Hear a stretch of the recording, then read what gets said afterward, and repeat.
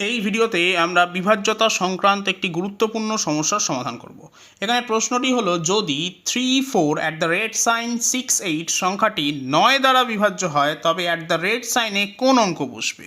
এখন আমরা জানি একটা সংখ্যা তখনই 9 দিয়ে বিভাজ্য হবে যদি তার অঙ্কগুলোর সমষ্টি 9 দিয়ে বিভাজ্য হয়। আমরা প্রথমেই এই যে সাইন আছে এখানে ধরে নিচ্ছি এক্স, তাহলে অঙ্কগুলোর সমষ্টি আমি পাবো 3 আর 4 যোগ করলে 7, 7-এর সঙ্গে 6 যোগ করলে 13, 13-র সঙ্গে 8 যোগ করলে পাবো 21, তাহলে পাচ্ছি 21 যোগ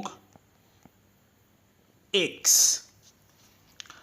এখন যদি 21 যোগ এক্সকে 9 দিয়ে বিভাজ্য হতে হয়, অর্থাৎ 21 যোগ এক্সের মান তাহলে হতে হবে অবশ্যই 27, তাহলে সেক্ষেত্রে এক্সের মান হতে হবে 6।